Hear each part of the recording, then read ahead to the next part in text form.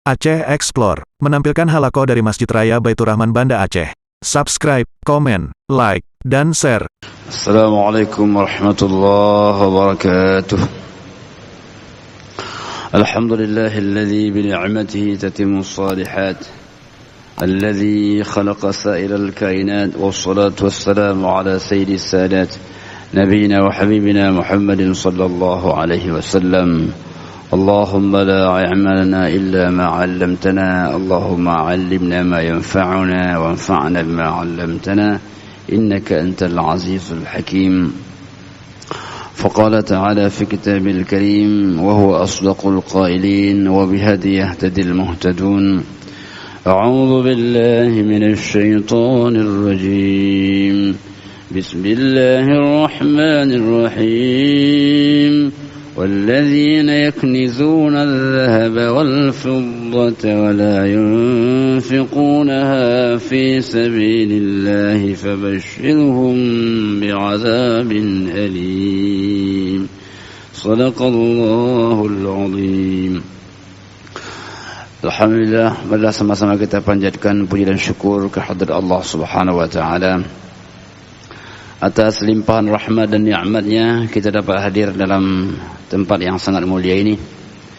Dan pula Allah berikan kesempatan kita untuk menambahkan ibadah pengabdian kita kepada Allah Subhanahu wa taala agar fungsi kehidupan kita sebagai hamba dapat menjadi maksimal. Wa ma khalaqatul jinna wal insa illa liya'budun. Salawat dan salam kita sampaikan kepada junjungan alam Nabi besar Muhammad sallallahu alaihi wasallam, Sayyidil awwalin wal akhirin, imamil muttaqin. Semoga Allah Subhanahu wa taala melimpahkan salawat dan salam kepada beliau. Innallaha wa malaikatahu yusalluna 'alan nabi ya ayyuhalladzina amanu sallu 'alaihi wa sallimu taslima. Jemaah yang dirahmati Allah Subhanahu wa taala. Dalam sepanjang sejarah manusia, Allah telah berikan contoh kepada kita orang-orang yang hidupnya sederhana, yang betul-betul dalam hidupnya ini mencari bekal untuk kehidupan akhirat dan menggunakan dunia ini sebagai tempat untuk bercocok tanam, sebagai jembatan untuk menyeberang ke lautan akhirat itu. Sehingga fokusnya adalah beramal, beribadah kepada Allah Subhanahu wa taala. Karena walaupun panjang sekali umur kita dan pastilah di ujungnya kita akan menghadapi kematian, maka oleh karena itu di antara mereka itu Allah contohkan adalah Abu Dzar Al-Ghifari. Tidak ada orang yang tidak kenal Abu Dzar Al-Ghifari, yang beliau ini disebut dengan ra'san fi zuhud, orang yang di puncak kezuhudannya, yang mengambil dunia secukupnya, yang kemudian selebihnya adalah untuk akhirat.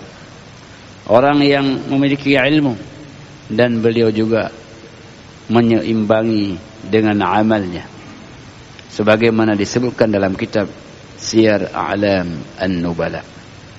Hamba Allah yang dimuliakan oleh Allah Subhanahu wa taala. Oleh karena itu Abu Dzar kalau melihat orang yang hidupnya bermewah-mewah dalam kesehariannya, beliau memberikan kepadanya peringatan. Bahkan beliau membacakan ayat walladzina yaknizuna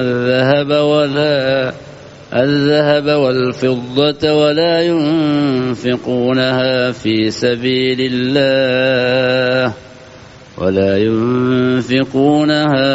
سبيل الله فبشرهم بعذاب أليم. Jadi ayat ini Allah Subhanahu wa taala menjelaskan orang-orang yang menumpukkan emas dan perak dan tidak menginfakkan pada jalan Allah Subhanahu wa taala, maka berikan kabar kepadanya dengan azab yang pedih.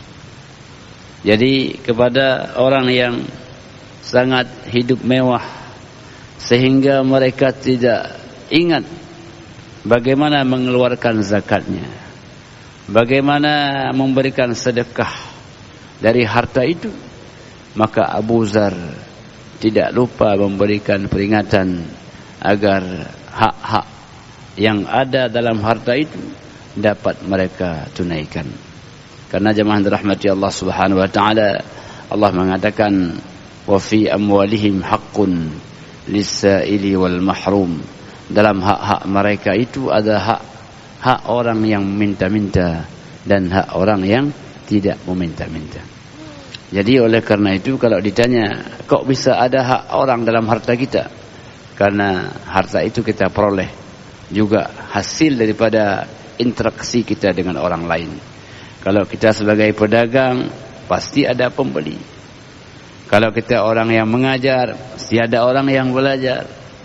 Jadi tidak mungkin ada harta kecuali ada interaksi antara kita dengan orang lain. Jadi oleh karena itu dalam harta kita ada hak orang lain, baik diminta ataupun tidak diminta, kita akan rela untuk memberikannya. Hamba Allah yang dimuliakan oleh Allah Subhanahu wa taala, maka oleh karena itu andai kata harta kita tidak sampai zakat, tapi kan ada sedekah, kan ada hibah, kan ada wakaf, ada bab-bab yang lain dapat kita berikan. Yang penting setiap ada harta yang masuk, seyogianya kita ada yang kita keluarkan. Itulah yang kita sebut dengan pembersihan harta kita. Jadi jemaah dirahmati Allah Subhanahu wa taala, maka dalam konteks itu Nabi Allah mengatakan khudz min amwalihim shadaqatan tutahhiruhum wa tuzakkihim biha wa shalli 'alaihim inna salataka sakanul lahum. Wahai Muhammad, ambillah daripada harta mereka itu sedekah. Ada mengatakan zakat. Karena untuk apa diambil zakat itu? Tutahhiruhum, membersihkan sifat-sifat kebakhilan yang ada pada diri mereka. Wa tuzakkihim biha, dan menyuburkan dan menebarkan sifat-sifat kedermawanan. Bakhil itu adalah penyakit, dermawan itu adalah obat. Maka orang yang sudah menjadi dermawan itu dia sudah ada obat ketenteraman dalam hidupnya. Kemudian jangan lupa hai Muhammad, wassalli alaihim inna salataka sakanul lahum. Doakanlah kepada mereka. Setelah engkau mengambil zakat, terima zakat dari mereka, maka hendaklah engkau menyampaikan doa kepada mereka, karena doamu menenangkan mereka.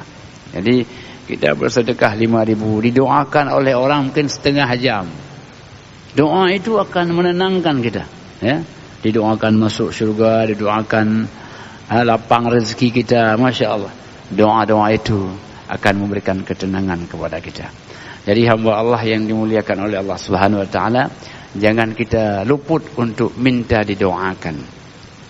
Kepada siapapun kita bertemu, jangan luput kita untuk minta didoakan. Pak, mohon doakan kami ya, minta doakan. Kita tidak tahu dari mulut siapa Allah akan mengijabahkan doanya.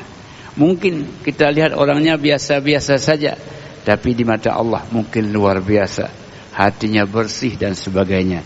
Maka setelah kita bertemu dengan orang lain, di ujung pertemuan kita, jangan lupa kita titipkan, Pak, doakan saya ya.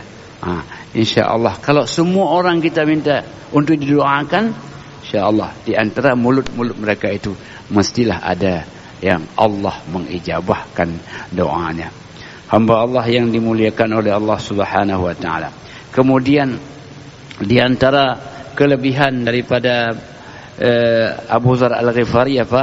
Orang yang pertama menyampaikan salam tahiyyatul Islam.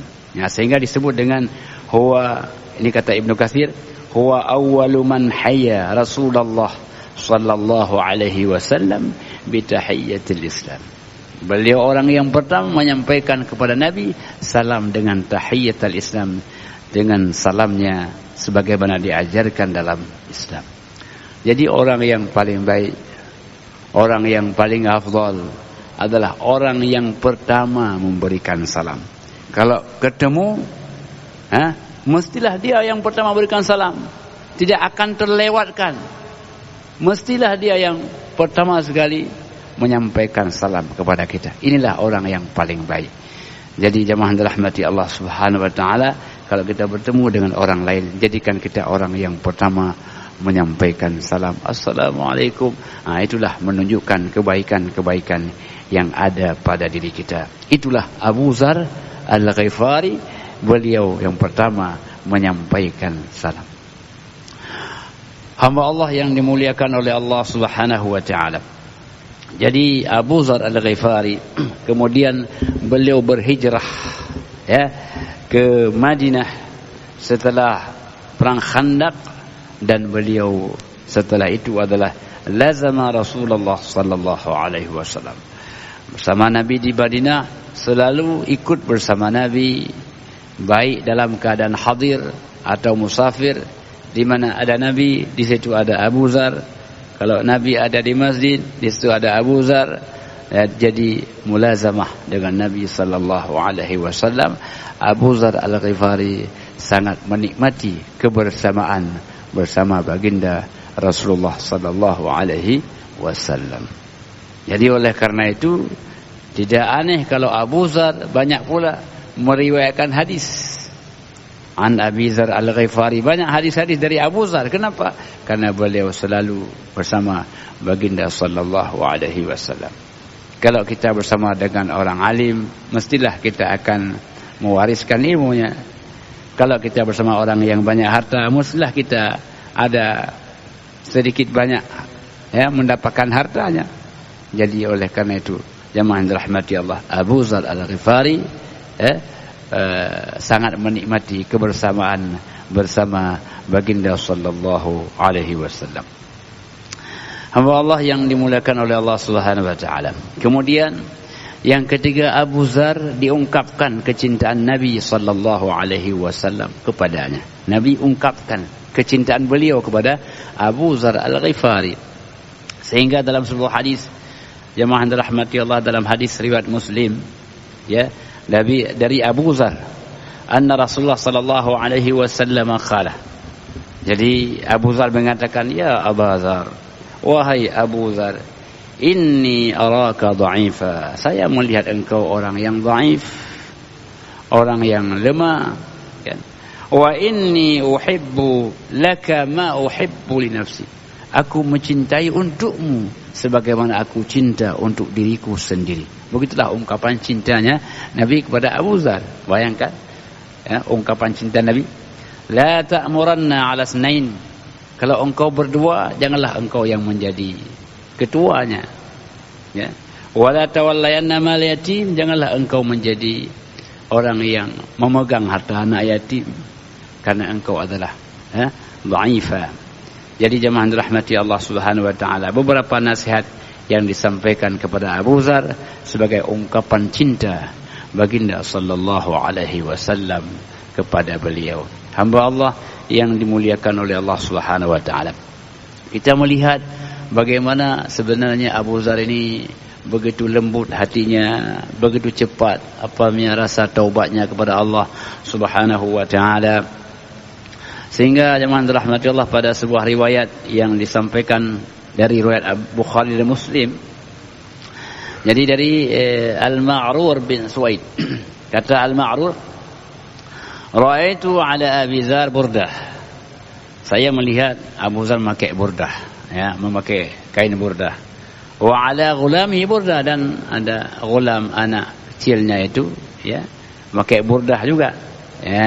Maka kata Maghrur, faqultu law akhadta hadha falabistahu kana hullah. Andai kata burdah yang kau pakai itu yang kau taruh pada ghulam ini, yang dia pakai, jadi engkau yang pakai, tukar maksudnya. Itu lebih mantap, lebih cantik lah. Jadi yang kamu pakai ini kan mungkin bagi anak-anak lebih bagus lah, anak-anak muda begitu. Kata Abu Dzar, ini sebenarnya ghulam ini, mamanya ini orang ajam ini, tidak layak kita pakai yang bagus-bagus lah. Jadi pakaian ini enggak layak bagi dia mamanya orang ajam ini. Sampailah berita itu kepada baginda sallallahu alaihi wasallam. Nabi mengatakan, wahai Abu Zar, benar engkau mengatakan demikian? Apakah benar engkau mengatakan demikian? Kalau Nabi mengatakan, ya, kalau benar, innaka mru'un fika jahiliyah. Ya, ucapanmu itu mengandung ucapan jahiliyah. Tidak boleh kita membeda-bedakan. Di hadapan Allah Subhanahu wa taala adalah sama. Ya. Inna akramakum 'indallahi atqakum.